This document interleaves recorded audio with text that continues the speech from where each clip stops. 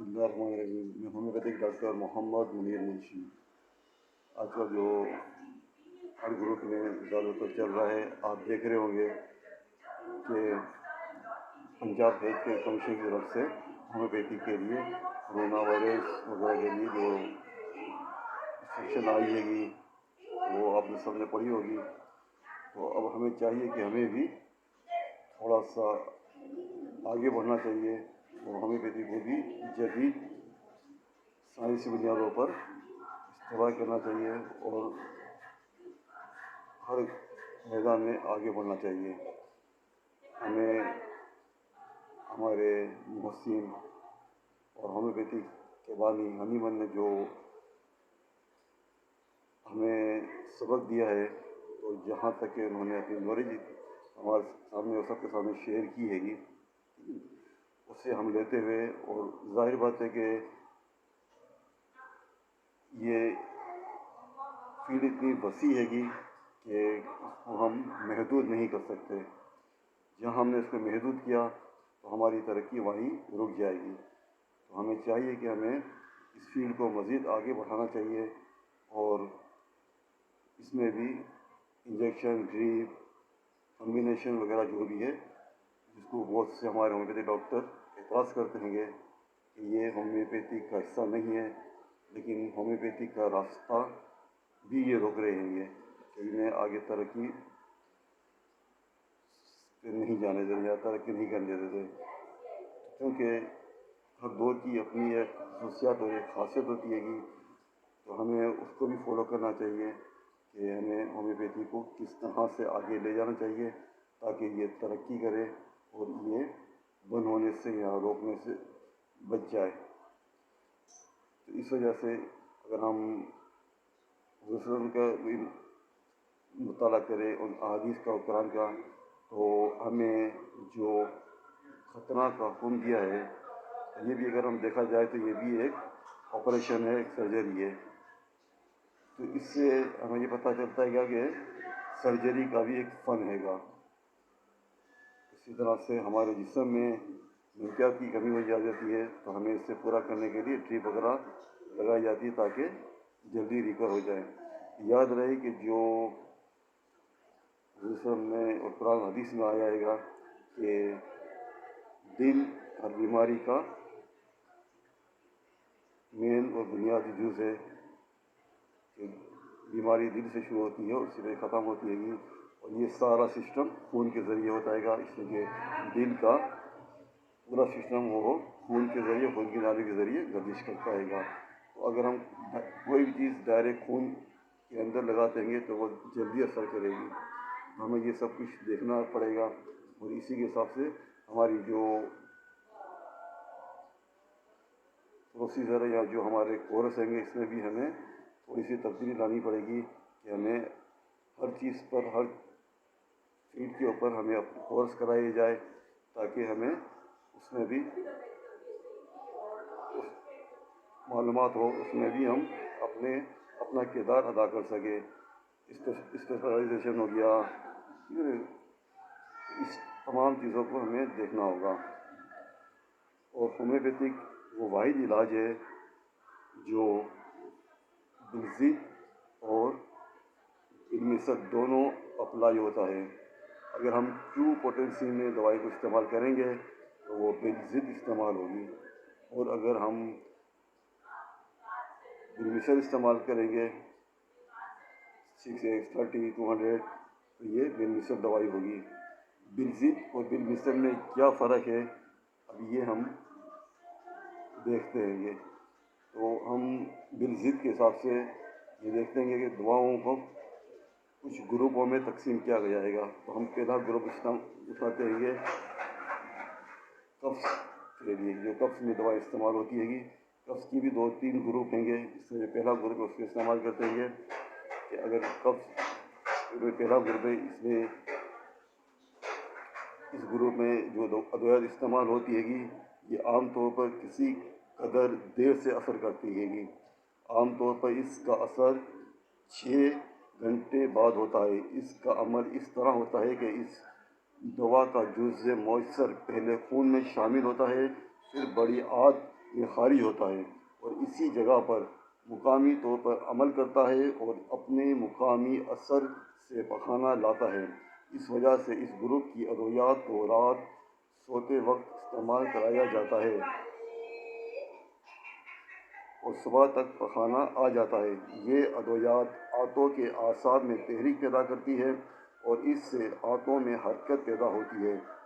ان میں سے بعض ادویات عورتوں میں آنتوں کے ساتھ ساتھ رحم میں بھی تحریک پیدا کر دیتی ہے۔ اس کی مثال ایڈوز ہے۔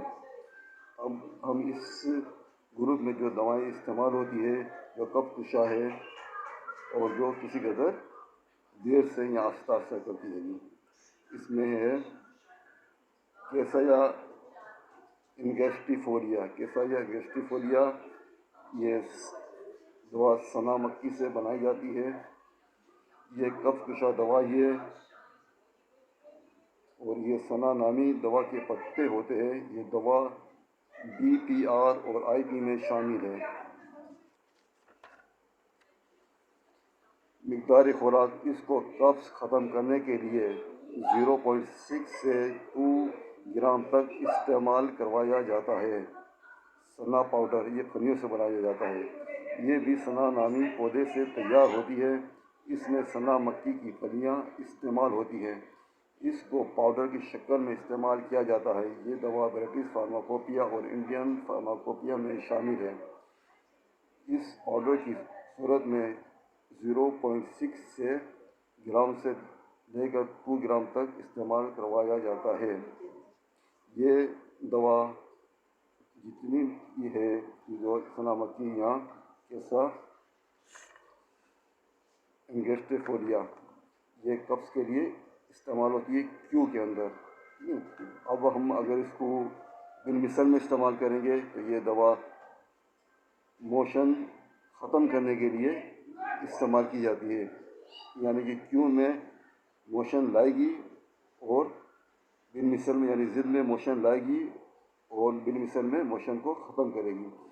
تو بالمثل میں یہ دوا شفا بچے کے درد کالج میں کام آتی ہے، جبکہ شکم ہوا سے پور ہو نیز اسہال میں یہ دوائی فائدہ مند ہوتی ہے، جبکہ پخانہ پتلا اور زرد یا سبز آتا ہو اور حاجت ہر وقت بنی رہتی ہو، جب پیشاب میں یوریا بہت خارج ہو، وزن مختصر بڑھ گیا ہو اور بیمار کمزور ہوتا جا رہا ہو تو یہ دوا فائدہ مند ہوتی ہے۔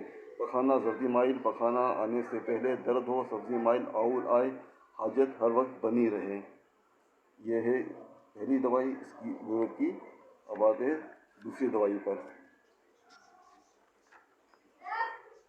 راون چینی یا روح درم، اس کا تعلق نباتات سے ہے۔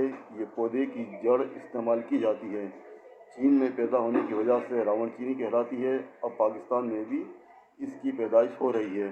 اس کا صفوف زرد رنگ کا ہوتا ہے۔ اس کے اندر اہم جز کرائسوفینک ایسڈ ہوتا ہے۔ یہ قبض کشا اثر رکھتا ہے، لیکن اس کی ایک خاصیت یہ بھی ہے کہ پہلے پخانہ لاتی ہے، قبض ختم کرتی ہے اور پھر اس کے بعد دست پیدا بھی کرتی ہے۔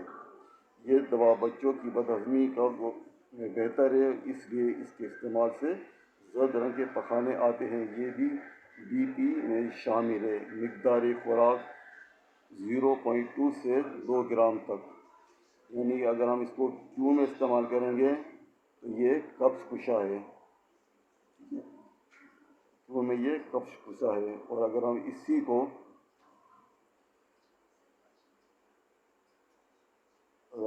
کو پوٹنسی میں استعمال کریں گے تو یہ موشن کو ختم کرتی ہے گی اور یہ موشن کے لیے بہترین ہے۔ یہ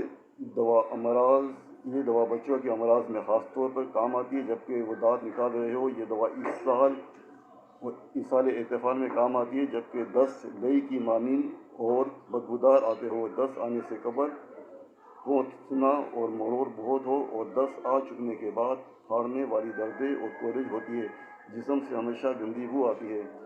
یعنی کہ یہ دوائی بھی اگر ہم کیو میں استعمال کرتے ہیں تو یہ قبض کشا ہے، اور اگر ہم اس کو بالمثل میں استعمال کرتے ہیں تو یہ دوائی اسہال کے لیے بہترین دوائی ہے۔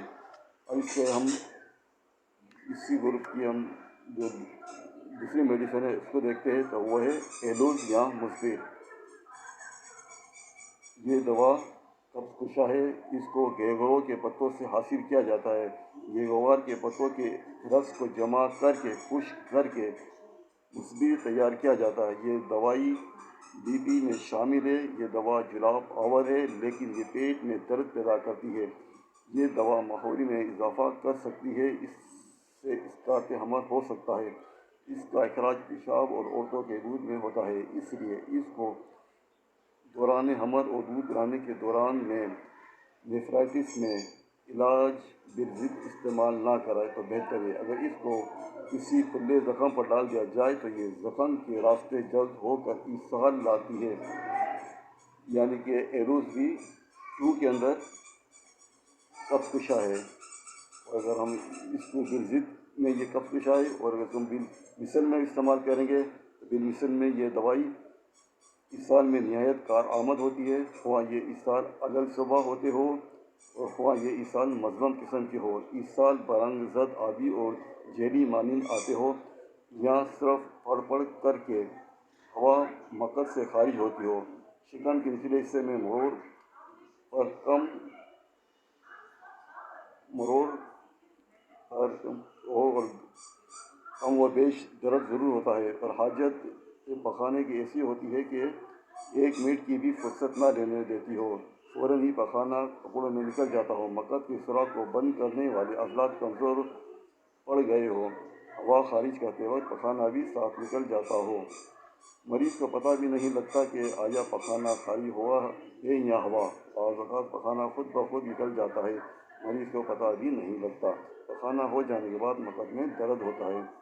यानी एलूज़ या मुस्बिर भी अगर हम बिरजित इस्तेमाल करेंगे या क्यू में इस्तेमाल करेंगे तो ये कब्ज़ कुशा है। लेकिन अगर हम इसको बिन मिसल या पोटेंसी में इस्तेमाल करेंगे तो ये इसाल और मोशन को ख़त्म करने के लिए बेहतरीन दवाई है। इसके बाद इसका दूसरा ग्रुप आता है, वो इंशाअल्लाह फिर बाद में डिस्कस करते हैं।